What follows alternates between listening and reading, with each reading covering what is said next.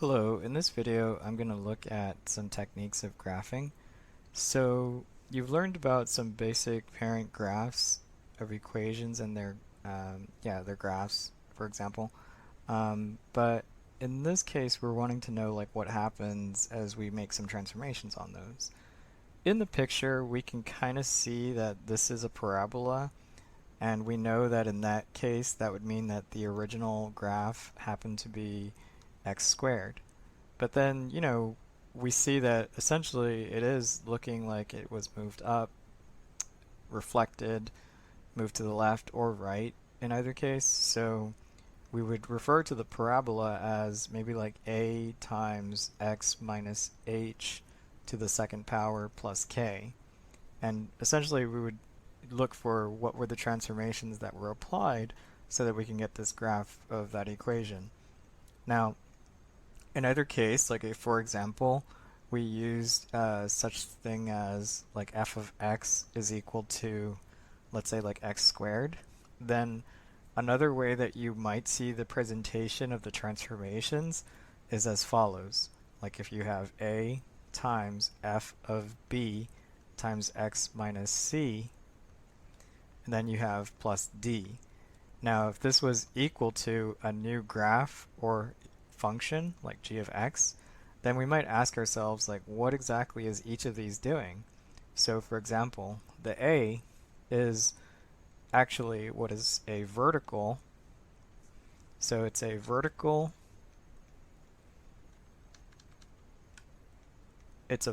shrink, or in any case it's also a stretch. Okay. Now the b happens to be, in this case, similar, where it's a horizontal shrink or stretch. So we have that that's going to be a horizontal it's a horizontal shrink or stretch. Now the C, that's a translation, which means that it's shifting to the left, or in this case also the right. But then what does the constant d do? Well, in that case it shifts up or down in this case. Now if I had another graph, for example, like where I had another graph and I wanted to know, like what were the transformations that were being applied, I would probably just look at it kind of like an order in either case. We'll come back to this parabola and see like, what equation did that correspond to. But we'll just write out like, for example, like if I have y equals to negative the square root of x minus 2, and then we'll say like plus 1. Well, the main thing is that you have to identify what was the original parent graph. It's the square root of x. Now, in any case, we could list out the transformations. So the transformations that happened is that you went 2 units to the right, and then we have another translation. We have that we went 1 unit up. But there's a last translation, which in this case would be that you would have to reflect over the x-axis. So how would I get this graph in either case? Well, I would go ahead and I, might draw my x and y axes, and I would label these appropriately. But in either case, I'm going to go ahead and move 2 units to the right, so we can just say, okay, we'll just move 2 units to the right. But then we have to go up 1 unit, so we have something like this. Okay, but since the original graph technically would be like kind of like in this direction, but you have that there's a reflection being done. So what that means is that the graph actually, when we draw it, it's going to look something like this, more or less, that you're going to reflect it over the x-axis. Now, of course, that graph will just keep going, and we can just do this, for example. Okay, so in either case, like maybe we might want to erase this and then just leave this as that.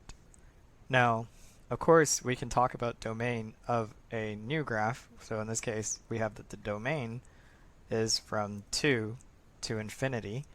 And then we have the range. Well, the range is a little bit different because you're reading it from bottom to top, which means that it's coming from minus infinity, comma, 1, and then close it. So that's going to be our graph or rough sketch of the graph in either case. So we see that we just have to apply the transformations as needed in either case. Well, okay, what if I had a different example where let's say that we had y is equal to, well, let's say that we have the absolute value of x plus 2, and then we have minus 1. Now, the thing though about this graph is that the original is the absolute value of x. Of course, what does that look like in the x and y plane? Well, it looks like a V centered at the origin. But we have to ask ourselves, what is happening to the graph? Well, we know that it's being moved to the right. So shift 2 units to the left. And then we're going to shift down 1 unit. Okay, so what does that do for us in terms of finding the graph of the equation? Well, we know that it moved 2 units to the right, or left, sorry, -2, but then it moved 1 unit over. So in this case, we have that you have -1, so there's the point now, of which if we go ahead and we draw the graph of the equation, this is, let me see. Yeah, so I'm going to have to draw it carefully, like this. And we're just going to draw similarly in this direction. And it's just a sketch, right? Okay.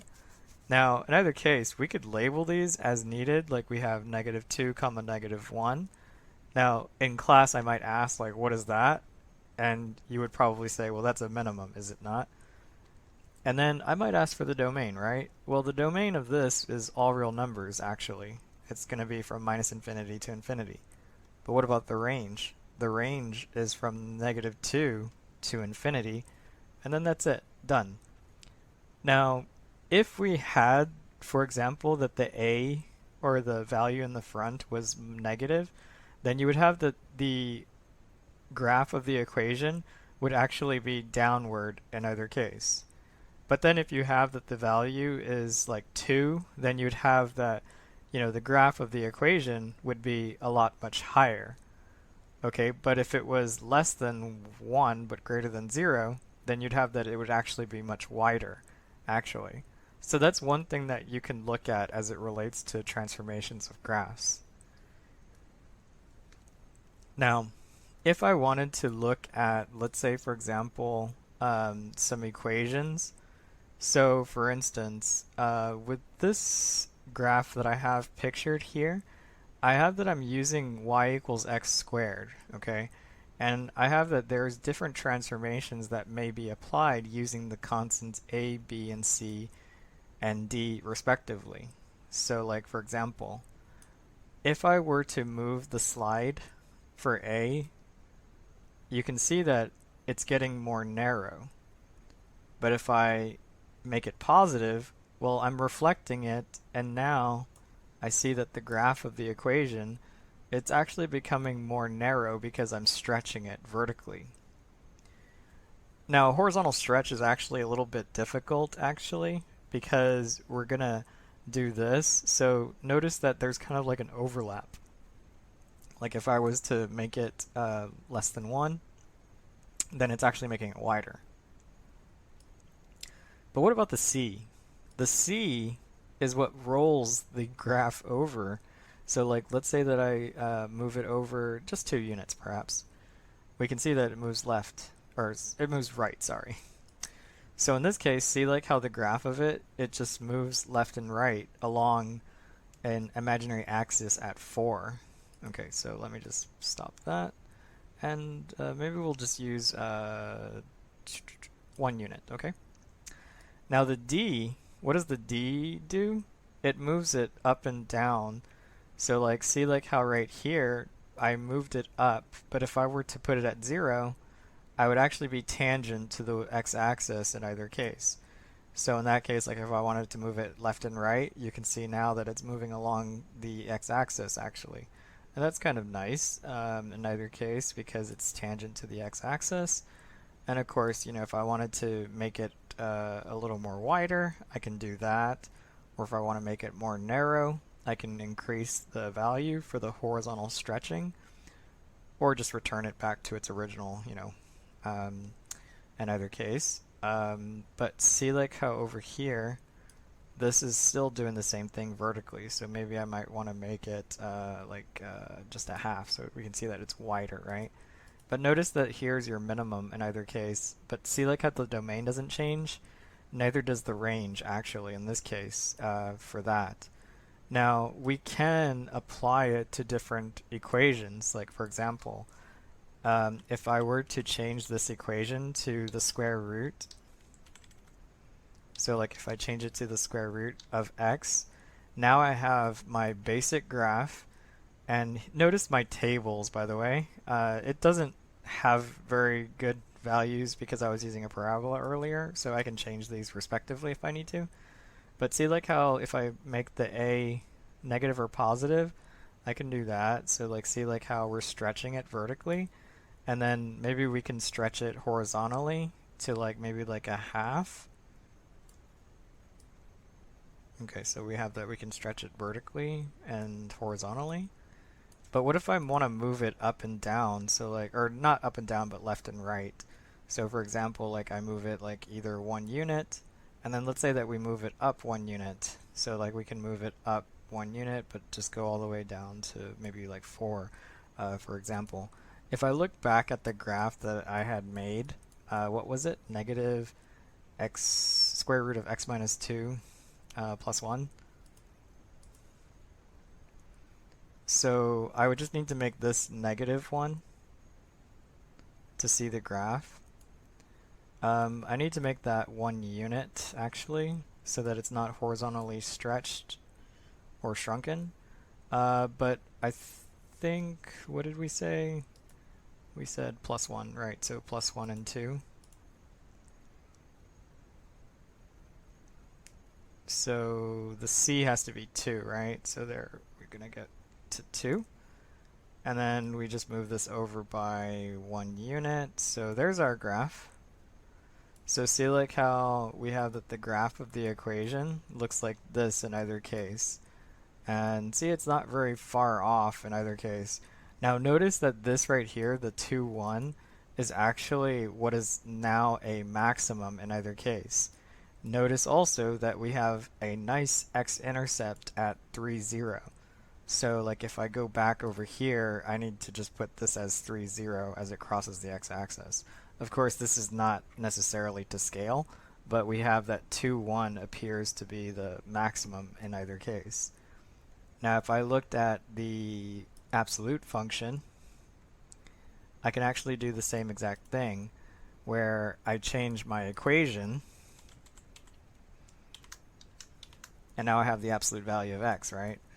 Okay, but I need to do my transformations, of which it was x. It was a 2, positive 2, and a -1. So that means that the shift change vertically, or the vertical stretching, would be not really different. But what did we say? We said +2, and then we said that this has to go down by 1 unit, and you can see that it's doing its best. Oh, but we need it to go to the left, don't we? By 2 units. So instead of +2, it's going to be -2. So here we have this equation right there. So see like how now we have the comparison of the two graphs. We have that it moved down 2 units and then over by 1 unit. Did we stretch it? No, we did not at all in either case.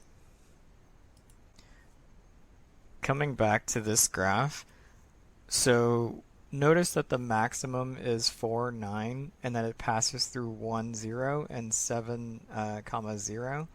So that means that technically we can find the equation that relates to this parabola in either case. So, like if we were to look at it, we know that we moved over to the right by 4 units. We moved up by 9 units. But then, maybe we don't know the stretching, for example, but we do know that it passes through 7, comma 0 and 1, comma 0. So, like, if I wanted to determine that equation, can we do that? And the answer would be, of course, because, we know that the maximum was at 4, 9. We have that it passes through 7, comma 0, and we have that it passes through 1, comma 0. So, what does this mean? This means that my equation is a times x minus 4 squared plus 9. Now I know that the a is going to be negative, so if you want to put a minus, you can, but in either case, we don't really need to. So check this out. So I know that, like if I plug in 1, 0, so we have that that's a 0, that's a times 1 minus 4 squared plus 9, which in this case would give me a times negative 3 squared plus 9, and that's 0. So basically this gives us 9a plus 9 equals to 0, so a equals to minus 1. So I have that basically minus 1 is my coefficient, so negative 1 times x minus 4 to the second power plus 9. So all in all, what would I do to summarize the transformations? I would say that basically that you moved 4 units to the right, and then I would say that I moved 9 units up. And then I would say that I reflect over the x-axis in either case. Okay, so this here is what we would have for our equation, and we can box that as needed. So there's our equation for the original parabola or the transformed parabola in either case. But I encourage you to kind of explore like different options respectively, like when it comes to transformations. Like maybe make some flashcards where you look at, what does the equation have effect, or like what kind of effect does it have on your original parent graph in either case. We know that, we can determine what A does because it's a vertical or it's a vertical stretch or shrink. In this case, what does B do? Well, B is a horizontal shrink or stretch. What does C do? It's actually more or less like a transformation left and right. What does D do? It's a transformation also, but what? It's left. It's not up. I'm sorry. It's up or down depending on the sign, right? So in any case, I would encourage that you would look at, say, for example, like an equation that has negative 2 times x minus 3 to the third power, and then maybe like plus 1, and then try to see like, what are those transformations? What would the graph look like? Now, you know that the graph of the equation, it's based on x cubed, but you have to determine like what are those transformations doing to my graph of y equals to x cubed in either case. Does the range and domain change at all? And you might find that it actually doesn't in any case. Like this one, you have that no matter what, that the range and the domain actually still would be the same technically. But that, in either case, that the graph would look a little different in either case, because notice that this function, it increases from minus infinity. It increases from minus infinity to infinity. But you see that the original graph of the x cubed function, it does not decrease at all. So that's one thing for you to figure out in either case. And we can do that, like using our transformations graph where, we change this to the x cubed.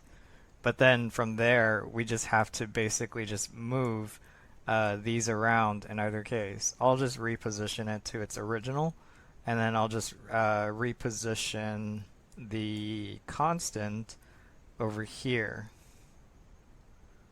as 0. So that way you can see, okay, yeah, what effect does D have? What effect does C have? What effect does B have? What effect does A have? To the original graph, that is. Okay. So yeah, if you have access to this this template, if you will, then in either case, there's not really going to be much to do because you're just going to change the constants respectively and then see what do you get when you input those constants in either case. So see how the B is a horizontal change. But B is usually not really a transformation that we may do at all. And I'll put 2. So see how positive 2, it's actually not doing too much to the shape, if you will, but it is actually stretching it, especially if you look at the values and you compare them, how you went from 0, 0, and then you went over here to 2, 1, and so on. So I do encourage that you do look at this, and yeah, I was using different numbers, but it's more or less the exact same thing, that you just change them respectively, and then that will, give you more or less a basic idea of how should you be graphing these equations given, the specific transformations. Note that there is a proper order that you have to do these transformations. Like reflection, stretch, translation left and right, up and down. But I always say as long as there's consistency, then you'll always get the same graph, if anything. So hope this helps, and be sure that you clarify your results by using a graphing calculator or even the Desmos app. Thank you.